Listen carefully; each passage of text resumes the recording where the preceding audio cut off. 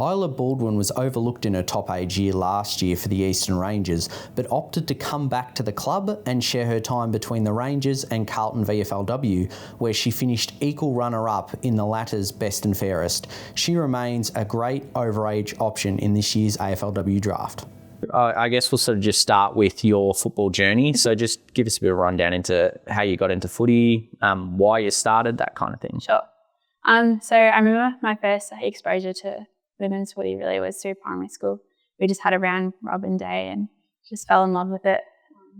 Got a flyer from one of the local teams, which was at Doncaster, which wasn't that close to home, but was just the team that had the girls open up. So I went in there and started playing under 12s. Was my first season. Just fell in love with it. Played there till I was about 16 and then moved into the VAPA. So I played for Yarra Old Cobras in the VAPA for a couple of seasons. And then obviously transitioned to Eastern and played 3 years there. And then, now at VFL at Carlton. Yeah, absolutely. So obviously just give us a bit of a rundown into how you managed to get into the Eastern squad initially and the whole trials through that. Yeah. So I think it would have been back in 2021, end of 2021, we just had a trial period where it was about 2 months of just trial on a Saturday, and was fortunate to get into that program and started training with the 19 squad. And that was when we played in the summer, so hot as days, hot as games. We played in the futures for I think the first 3 games of the season, and then I only ended up playing 2 games that year. So going into my draft year, which was 2023, I just wanted to play as many games as I could, play some consistent footy. Got cut quite short with an injury. But yeah, I loved my time at Rangers, loved the people there, the teammates I've met, like friends for life. I think I really just fell in love with footy all over again, being able to play there. Yeah. And then the decision then, once you'd finished your top age season, to juggle between Eastern and then Carlton, what's that sort of been like? And also, I guess, the initial decision, how you sort of came to the choice that you'd do that. Yeah. So, like I said, the first game of the season in 2023, I did my shoulder, so had to have a reco, which wasn't very planned and wasn't very convenient.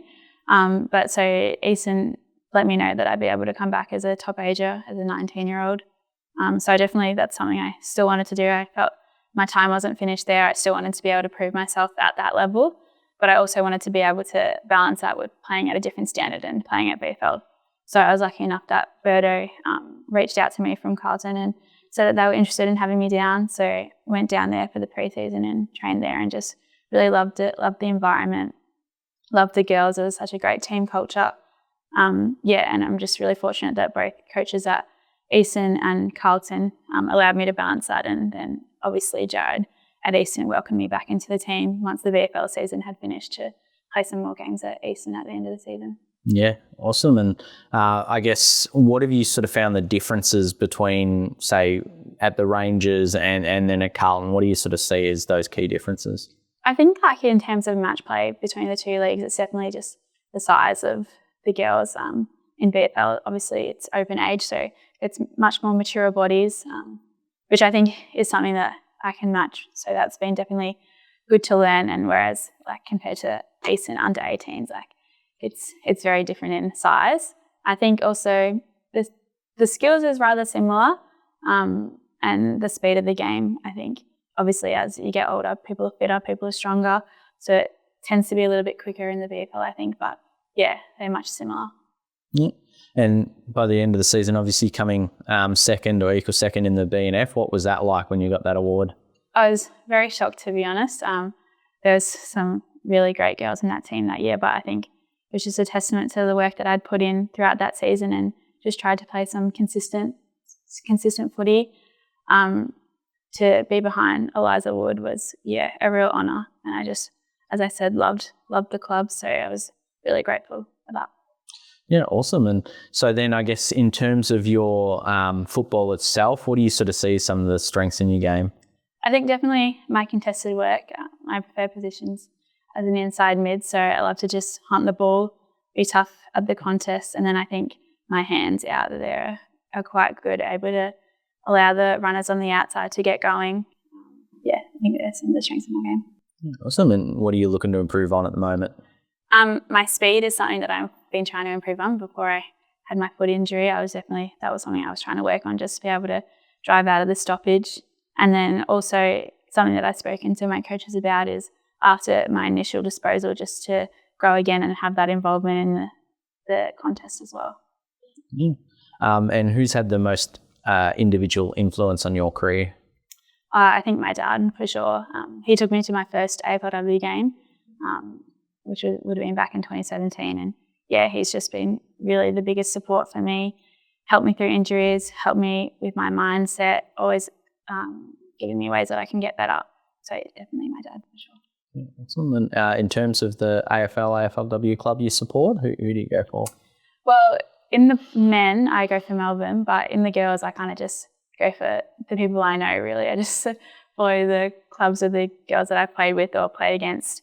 But obviously have a soft spot for the Blues playing in their VFL team. And do you have much, I guess, involvement with the AFLW program at the VFLW? Like, how much do you have involvement with, say, the players, but not just the players, the coaches, and even the recruiters of those of Carlton? So we were fortunate in the VFLW season this year to have quite a lot of the AFL girls come and play with us for the first couple of rounds of the year, and then as well as the end of the year season. So that was really amazing. Like, you look next year and you see Darcy Vesio or Mimi Hill playing alongside you. It was pretty surreal, and they're all just such a lovely group of people, and I just love being a part of that. And we were fortunate to train with them during their pre-season and continue to train with them during their season now. And so getting exposure to that has been great. Just seeing the environment and how hard they work and what it takes to be an AFLW player has been a really great experience. What are your goals that you've set for yourself, say, over this off-season and going forward? I think, obviously, you think about the draft. Whatever happens with that happens. But then looking forward, I just want to get my rehab right for my foot, just get as fit as I can during the off-season, stronger, better, work on my fundamentals, and just, again, play some consistent footy next year, wherever that may be, really. Talk us through that injury, how it happened, and I guess the recovery process for you. Yeah. So I did it I can't quite remember what round it was, but we were playing Dandenong at a wet day in Frankston. Yeah. It was absolutely shocking conditions, so muddy, and just got stuck underneath the tackle. Heard a pop at the time, and I thought, it didn't sound too great, but wasn't in too much pain, so I kept playing, and then came off and scans and showed that I'd ruptured my syndesmosis. So only a few days later, I went in and they put a tight rope in it, fixed it all up. So it's going well at the moment, about 2 and a bit months post-op. So just getting back into running now, which has been really nice. And hopefully over the next few months, it won't be too much of an interruption to pre-season, and just get it right and get ready for next year. Is there a player at the top level that you sort of model your game on? I think Nina Morrison definitely is a player I really look up to. She's just such a good contested player. First side of the ball always is hardly ever beat. She just runs all day, which is something that I really admire about her. And I also really admire Belle Dawes. I think she's just so tough. She's a little firecracker on the field, and brings the energy. Yeah, and then off the field, what you sort of enjoy doing, or what kind of things do you do when you're not at footy, essentially? I'm studying nursing at the moment, so that's taking up a little bit of my time in my first year, my second semester, which I'm really enjoying. I'd always really wanted to be a nurse, so it's great that I'm able to pursue that now. And then outside of that, just love being outdoors, spending time exercising, whether it's walking, running, anything like that. And then with my family and friends as well, spending time with them. Awesome. And I guess then just finally, in terms of your goal, if you were to get up to the AFLW, what would that mean to you personally? Everything. And you just dream of that as a little kid, and it's something that I've wanted for so long. So to be able to have that would be amazing. So that's the dream.